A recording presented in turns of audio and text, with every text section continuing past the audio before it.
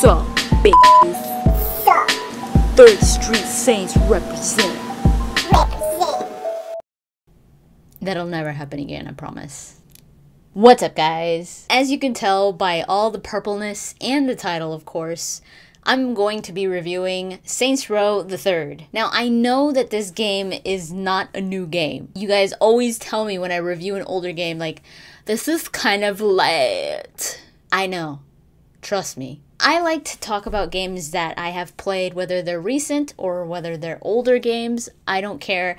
I like to talk about them. I mean, we all play games from the past too, right? I mean, it's not like we only play new releases and just talk about those. So since Saints Row 4 is coming out soon, August 20th, I was like, you know what? I'm gonna play Saints Row the Third. And I don't know why I hadn't played it. I mean, I love Grand Theft Auto.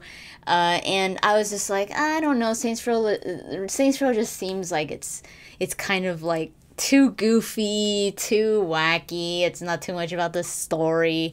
And that was my fault. I make it a big point not to ever judge things without trying them, except for food. I'm like the pickiest person ever. If it smells bad, I'm not gonna taste it. It's the best thing ever. No. But when it comes to games specifically, I'm like, you know what? I'm not going to judge it before I play it. Let me play it and then I'll say what I want about it.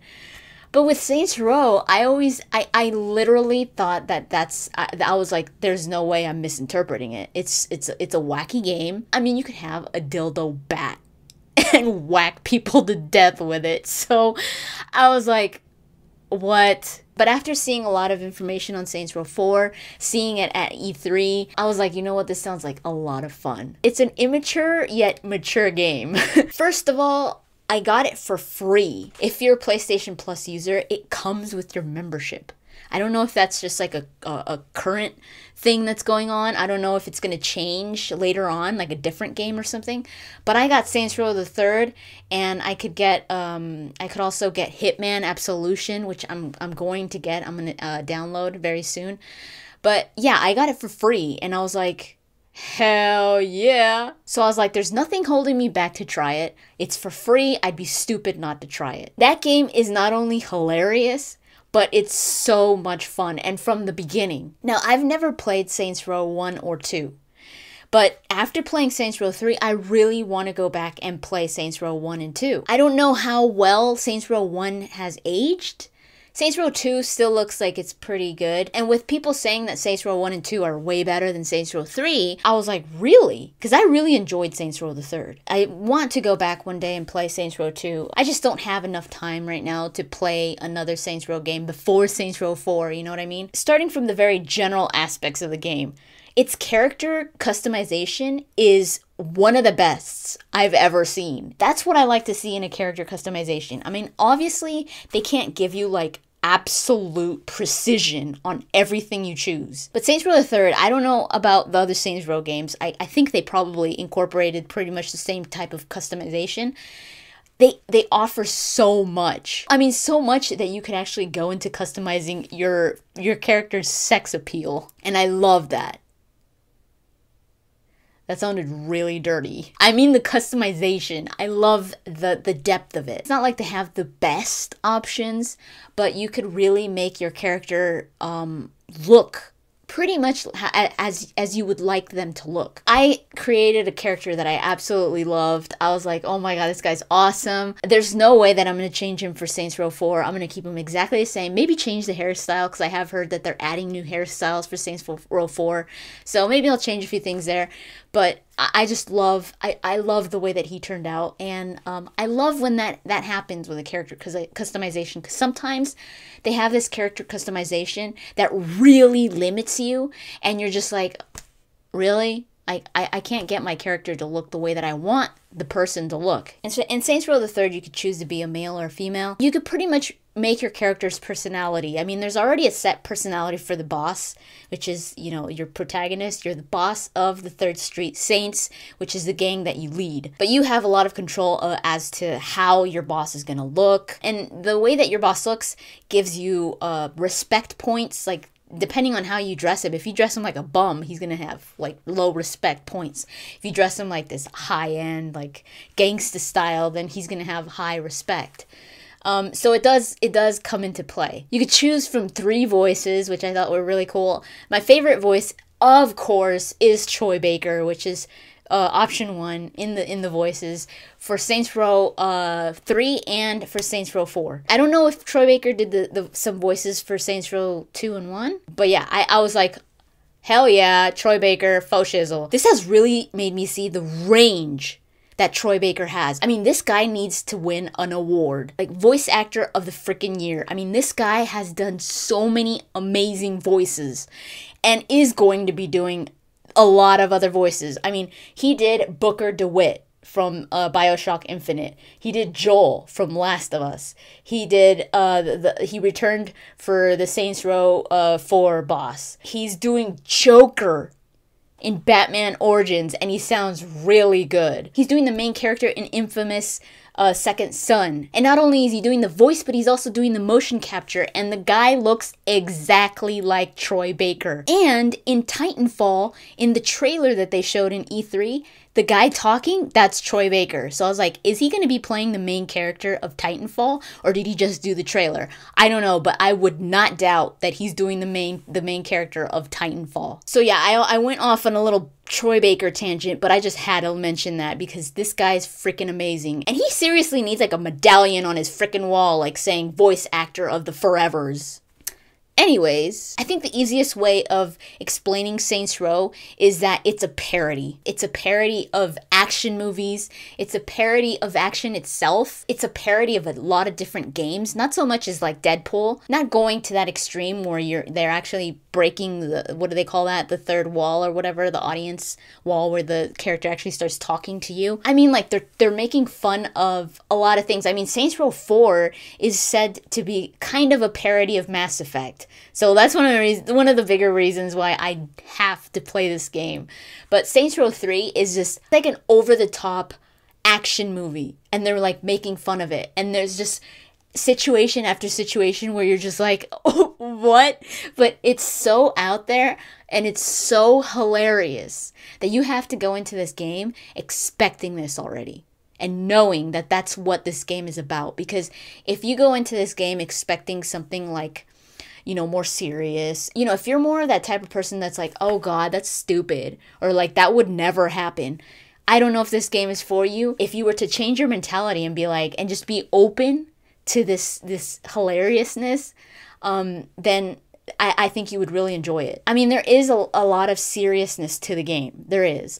This is the aspect that I didn't really know about Saints Row. I thought it was just completely on the wacky side, but it's not. There is a lot of seriousness to it. I mean, the story does get intense sometimes. Sometimes you're just like, oh my God, what's gonna happen? I was literally sitting there and I was like, man, I have to keep playing because I wanted to know more and I wanted to know more. And about the story, because there is a story there. I think the voice acting in this game is really good. Not all the characters are perfectly voiced. One of the main characters, Pierce, he's got a great voice actor. He really brings that character to life. Zemos, don't even get me started on Zemos. Oh my God, that guy cracked me up so much. Pretty much, for those of you that don't know who he is, he's this like pimp guy that talks like T-Pain. He's got like this microphone and he puts it to his throat and he pretty much talks in auto-tune the whole time. And it's the funniest thing ever, especially when he's in a fight. Because he's fighting and you could hear him auto-tuned. It's the funniest thing, dude. Kinsey Kensington has a really good voice actress. So there's a lot of really memorable characters, and I can't wait to see them returning in Saints Row 4. It's weird to me that I really didn't try this game out before, because I love fun games. I love to laugh while I'm playing a game. I'm just so open-minded when it comes to games that a lot of people are like, weren't you offended? You know, they're telling a story, and however they want to tell it, I will enjoy it or I won't enjoy it. But it's real. You can't offend me because it's not personal. It's just, it's funny. It's a parody. This game is really like uncensored. If you're offended by sexual humor or anything like that, because it does get to the point where they're like ghost streaking in the street, and you have to like be running around absolutely naked and stuff. And they do go into like drug use. I think the mature content in this game surpasses GTA. And I'm comparing it to GTA because they're so similar. Because in GTA, it's like, oh, you don't have to go to the strip club, or like you don't have to pick up prostitutes in GTA. In Saints Row, it's like missions. There are missions where you all of a sudden are drugged or something, and you're like, whoa, this is pretty cool. So there is heavy drug use. This is not a game for kids. I mean, some things are censored, like private parts, they're censored and stuff. But still, the idea is there. The theme is there. So like I said, I had so much fun playing this game. From the very beginning, just seeing how over the top it was with the action and with the craziness, I was like, oh my god. I was immediately hooked because of that. Because I was like, there's no other game like this. We're making a situation like unbelievable where you're just like, dude, that's way too much, is hilarious. Because it's hard to really nail that aspect. Because a lot of people are like, come on, that was cheesy, or that was way too much. But no, I think this game does a really good job about doing that and making it funny. But like I said, this game is not all just hilariousness. It's not. There's a pretty good balance of parody and a good balance of like actual story there. So don't think that this has no story, because I made that mistake of thinking that this game was all parody, but it's not. So I want to make that really, really clear so that you guys don't feel the way that I did and not give it a chance. There were a few things that made me just want to rip my hairs out because I was so mad. I don't want to go too much into what happens in Saints Row 3, but one of the aspects that I really, oh my god, like it gave me a freaking headache. I mean, this is an older game. So just like Saints Row 4 has aliens, I don't think I'm giving anything away by saying that Saints Row the Third has like a little mission where there's zombies. I'm not gonna say too much about that. That game had the worst zombie gameplay ever. I haven't played many zombie games, but I have seen people playing zombie games. I've seen people playing Dead Rising. I've seen people playing Resident Evil. I've played Left 4 Dead 1 and 2. Not fully, but I have tried it. I played Walking Dead. I played Undead Nightmare. So I have a good idea of what it is to play a game with zombies. This game, I don't know if it was done on purpose or what, but I wanted to seriously break things. I was about to cry because I was so frustrated. You're pretty much on foot the whole time, and you've got zombies on you the whole time, and they're running after you, and when they catch you, you literally cannot move. They all like gang up on you, they start hitting you, and not only do they hit you, but they burn you, and you start burning, and you can't defend yourself because you're burning. So you're burning, and you're doing this animation like, and you have to wait until the animation is over for you to actually be able to use a weapon. But you can't, because the zombies are constantly on you. So they're constantly burning you, and you're constantly in that animation. And oh my god. I literally took like 10 minutes in one spot without moving because I was being attacked so much and I couldn't move. That was horrible. That was one thing that I hated about the game. I mean, the game wasn't perfect where I'm like, oh my god, it was one of my favorite games. But it definitely was a fun play. I had so much fun with it. And I would definitely recommend it if you want to have fun playing a game. There were a lot of things that I didn't like. Like that freaking mission was just...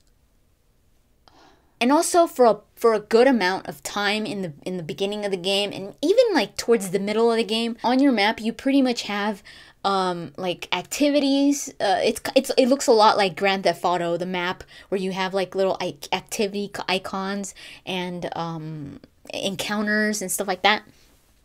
It looks kind of like that. I think there's like 3 different things. There's properties, activities, and stores. I think there's another one. But the activities, those are like just have fun, you know? Like if you want to go and get some achievements or finish some challenges. One of them was called like Tank Mayhem or something like that, where you pretty much just get into a tank and you've got like a goal up on top, like a money goal, like it says 80,000, and then on the side it says 0, and you pretty much have to do 80,000 property damage, so with your tank. So it's just like destruction galore, and you have like 3 or 4 minutes to do it all. And then another one is like insurance fraud. You really feel bad about things in Saints Row, but at the same time it's absolutely hilarious, where you just pretty much get hit by cars the whole time.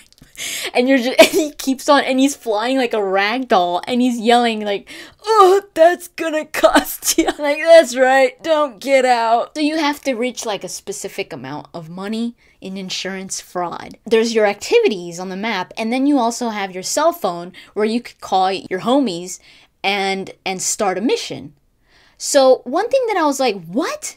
Was you call your homie and you're like, okay, I don't want to do any activities right now. I want to continue the mission. I want to continue the story. I want to see what's up. You call your homie. Let's say you call Pierce, and he's like, all right, let's go get a tank. And you do an activity. And I'm like, I didn't want to do an activity. I wanted to do a mission. Like, how come this isn't a mission? Like something that's different that I wouldn't be able to do without you, Pierce. That kind of bothered me. That didn't happen throughout the whole game, but it did happen for a good amount of the beginning, and maybe like bleeding into like the middle of the game. Was that like, you know, activities with and it was like, this is a mission. It says mission, start mission. So why is it making me do activities that are already there? I thought they should have really made it a mission, something different, something that would take you out of those activities that you could do anyways. But again, I have to make it clear that didn't happen throughout the whole game. Like towards the middle and on, they were different missions. I think in the beginning they did that so that they could introduce you to each activity, like force you to see it, where you're just like, oh, okay, I see what that activity is. Just in case people never gave that activity a chance. Maybe that's why they did it. Just to introduce it to you. But yeah, I thought that was kind of like a waste of time. I mean, they did have really funny dialogue and stuff like that, especially since you got to share it with your homie. But yeah, I don't know. I thought they could have done something else with that. Like, I thought they could have introduced a different mission, something different. Even if it was just something simple, just do something different, you know? Another thing that I didn't really like was that some things you couldn't move forward without doing it a specific way, where I took so long in one of the missions towards the end. I think it was like the last mission, where you have to take out different sections, different sectors in the city, and there's like all these damn tanks, all these, oh my god, it was annoying. Different trucks, all this craziness going on in 3 different areas. So you'd have to go to one area, clear that spot, go to another area, clear that spot, and then the third area. In the third area, I was already out of missile launchers, I was out of grenades, I was out of a lot of stuff, big stuff. So it took me forever to destroy a lot of the tanks. I did get into one of the tanks and started destroying things, so it made it easier. But then this damn crazy tank comes out that has this annoying laser, and you're just like, okay, I'm gonna take it out with my tank.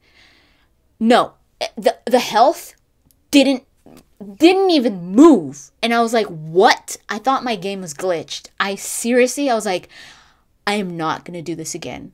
I was like, there's no way I'm going to restart this because my game just glitched. I got out of the tank, I started shooting it, nothing. The health was intact. The guy that was controlling the laser on top of the tank, I was shooting him in the freaking head. Nothing. And I'm like, oh my god, I'm glitched. So I was like, there's gotta be an airplane, a jet, a helicopter, something around here, because it was a base. So I was like, there's gotta be something. So I start running around, but I could barely move because there's so many tanks broken around me that I could barely move.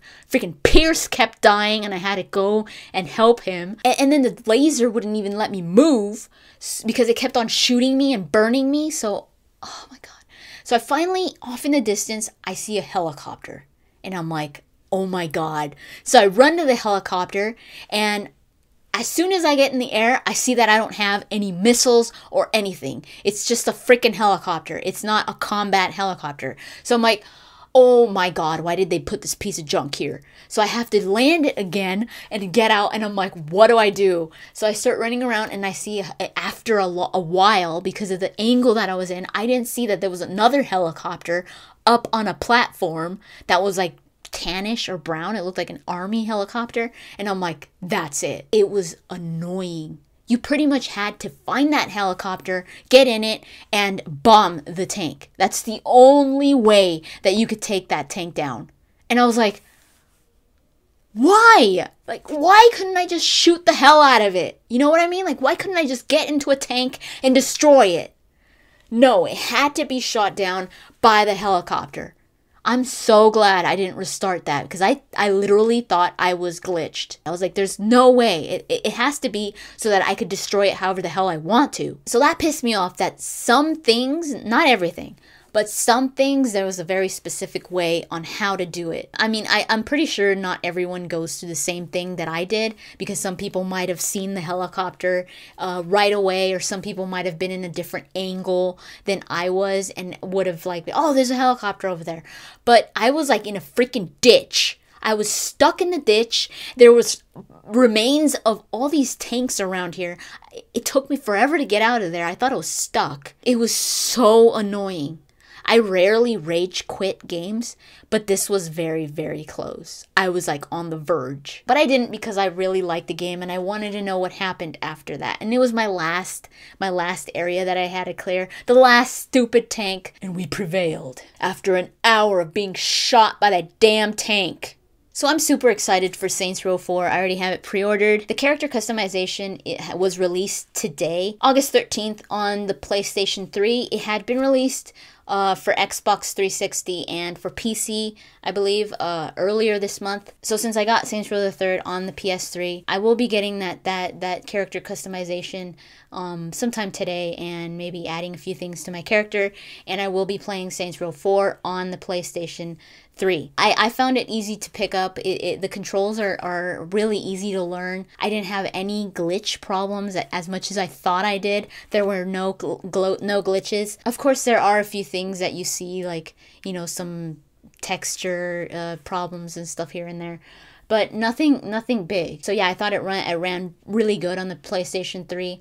Short load times. I would definitely recommend it. But like I said, if you're easily offended and you're not really into parodies, or the type of person where you're just like, that wasn't funny, you know, where you take things seriously when it comes to games, which there's nothing wrong with that. I want games to be like that too, but I like parodies as well.